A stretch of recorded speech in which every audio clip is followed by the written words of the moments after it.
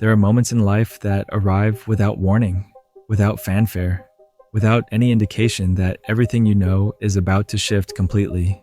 You don't see them coming. You can't prepare for them. They slip into your ordinary Tuesday afternoon or your quiet Sunday morning like whispers that suddenly become earthquakes. Most people walk through their entire existence never recognizing these moments until they're already gone, until they're looking back through the rearview mirror of memory, wondering how they missed something so profound. But what if you could see it coming? What if there were signs, patterns, invisible threads that connect the before to the after? What if the universe actually gives us glimpses, brief windows where we can witness the exact moment our reality is about to transform forever? That's what we're going to explore today, because there are people who've learned to recognize these moments. They've developed an almost supernatural ability to sense when the ground beneath their feet is about to give way to something entirely different. I've spent years studying these transition points, these invisible doorways that separate one version of your life from another. And what I've discovered will change how you see every ordinary moment, every casual conversation, every seemingly random encounter. Because none of it is random. There's a rhythm to change, a psychology to transformation that most people never learn to read. But once you understand it, once you can see the patterns, you'll never look at your life the same way again. The human mind has this fascinating ability to normalize almost anything. We adapt, we adjust, we make peace with whatever reality we're living in. It's a survival mechanism that's kept our species alive for thousands of years. But it's also what makes us blind to the moments when everything is preparing to shift. We become so comfortable in our patterns, so settled in our routines, that we miss the subtle signals that change is gathering momentum just outside our awareness. Psychologists call this habituation. The more familiar something becomes, the less attention we pay to it. Your brain literally filters out information it considers irrelevant or repetitive. That's why you can drive the same route to work for months and suddenly notice a building that's been there the entire time. Your mind wasn't processing it because it had categorized it as unimportant background noise. But what happens when that background noise contains the very information you need to recognize a life-changing moment? There's a woman named Sarah who works as a librarian in Portland. Quiet life, predictable schedule, the same coffee shop every morning, the same route to work, the same conversations with the same colleagues. For 3 years, her existence followed an almost mechanical rhythm. She could tell you exactly what she'd be doing at any given hour of any given day. But Sarah had developed something unusual. She'd learned to pay attention to what she called the static. The static was her term for those tiny inconsistencies that most people ignore. The way someone's voice changed slightly when they said goodbye, the unusual number of sirens on a Tuesday afternoon, the fact that her favorite barista seemed distracted for 3 days in a row. Sarah collected these small anomalies like breadcrumbs, not because she was paranoid or anxious, but because she'd realized something profound. Change doesn't announce itself with trumpets and fanfare. It whispers through details that seem meaningless until you step back and see the pattern. On a Thursday morning in October, Sarah noticed 17 different small things that felt slightly off. The elevator in her building made a sound she'd never heard before. Her neighbor's dog, usually quiet, had been barking at exactly 4 a.m. for the past week. The homeless man who always sat by the fountain was gone. Her phone had been glitching in a way that seemed random, but followed a pattern she couldn't quite identify.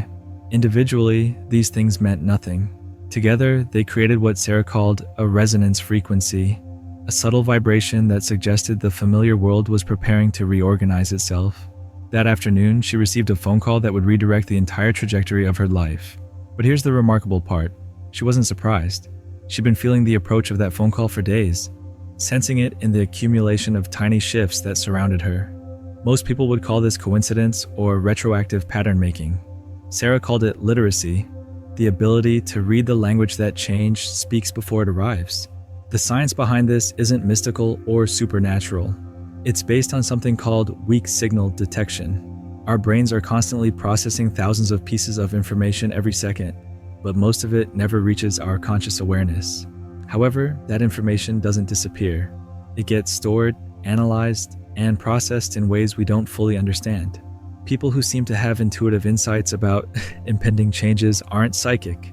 They're unconsciously recognizing patterns in data that their logical mind hasn't yet organized into coherent thoughts. Think about how many times you've had a feeling about someone before they called you, or how you've sensed something was wrong moments before receiving bad news, or how certain places have made you feel uneasy for reasons you couldn't explain, only to discover later that something significant had happened there. These aren't supernatural experiences. They're examples of your brain detecting patterns and information that your conscious mind hadn't yet processed. But most of us have been trained to ignore these subtle signals. We live in a culture that values logic over intuition, concrete evidence over felt sense, explanation over experience. We've learned to dismiss the quiet voice that says something is shifting, something is different, something is coming. We tell ourselves we're being irrational or overthinking things. But what if that quiet voice is actually the most sophisticated early warning system we possess? There's a neurologist named Dr. Elena Rodriguez who studies what she calls transitional awareness. She's discovered that the human brain begins preparing for major life changes weeks or sometimes months before the conscious mind recognizes what's happening. Brain scans show increased activity in regions associated with pattern recognition, future planning, and emotional regulation during these pre-transition periods. The brain knows change is coming before the person does. Dr. Rodriguez has identified 3 distinct phases that occur before major life transitions. First, there's what she calls the gathering phase. This is when seemingly unrelated elements begin clustering around the edges of your awareness. Conversations start touching on similar themes. You begin encountering books, articles, or people that point towards something new, even though you're not actively seeking change. Random events start connecting in ways that feel significant but remain just outside your ability to understand. The second phase is amplification. The signals become stronger, more frequent, more difficult to ignore. Synchronicities multiply. Opportunities appear that align with something you didn't even know you wanted. People enter your life who seem to carry pieces of information you need for a future you haven't yet imagined. Your dreams become more vivid, more symbolic, more insistent. There's a feeling of acceleration, as if time itself is preparing for something. The third phase is what Dr. Rodriguez calls the threshold moment. This is the point where the gathering and amplification suddenly crystallize into a single, undeniable reality. The phone call, the conversation, the decision, the revelation that changes everything. But here's what's fascinating. People who learn to recognize the first 2 phases report feeling more prepared, more aligned, more capable of navigating major transitions when they arrive. The key is learning to pay attention without trying to control. Most people either ignore the signals completely or become anxious trying to predict exactly what's going to happen. Both approaches miss the point. The goal isn't to become a fortune teller. It's to develop sensitivity to the rhythms of change so you can move with them rather than being surprised by them. This sensitivity isn't just useful for big, obvious life changes like career shifts or relationship transitions. It applies to smaller, daily transformations that most people never notice. The moment when a friendship deepens into something more meaningful. The instant when a casual conversation reveals information that will prove crucial later. The split second when you walk into a room and sense that the energy has shifted in a way that will affect everything that follows. These micro transitions happen dozens of times each day, but we've learned to sleepwalk through them. We're so focused on our phones, our schedules, our mental to-do lists that we miss the constant flux happening all around us. But people who develop transitional awareness report a completely different experience of reality. They describe feeling more present, more connected, more alive to the possibilities embedded in ordinary moments. There's a man named David who works in construction in Chicago. For most of his life, he operated on autopilot. Wake up, coffee, work, television, sleep, repeat. But 3 years ago, he started noticing something strange. He'd get these sudden urges to take different routes home from job sites, not because of traffic or convenience, but because something pulled him in a different direction. At first, he ignored these impulses, but curiosity eventually won out. The detours led him to discover parts of his city he'd never seen despite living there for 30 years. A bookstore tucked between 2 abandoned buildings where he found a book that changed how he thought about his work. A small park where he overheard a conversation that gave him an idea for starting his own business. A coffee shop where he met the woman who would become his business partner, then his wife. David learned that these seemingly random impulses weren't random at all. They were his unconscious mind guiding him toward information and connections he needed, but didn't yet know he needed. The more David trusted these subtle promptings, the more his life began to feel less like a series of accidents and more like a coherent story unfolding. He wasn't controlling the story, but he was participating in it more consciously. He learned to collaborate with whatever intelligence was orchestrating the seemingly coincidental events that shaped his reality. Scientists are beginning to understand that consciousness might not be contained entirely within our individual brains. There's mounting evidence that we exist within fields of information that extend beyond our physical boundaries. We're constantly exchanging data with our environment in ways we barely comprehend. The person who gets a sudden thought about someone moments before they call. The parent who wakes up in the middle of the night knowing something is wrong with their child in another city. The artist who creates something that perfectly captures a feeling thousands of people didn't know they had. These experiences suggest that the boundaries between self and world, between inner and outer, between individual and collective, might be far more porous than we've been taught to believe. And if that's true, then learning to read the signs of impending change isn't about developing supernatural powers. It's about remembering a natural capacity that we've forgotten how to use.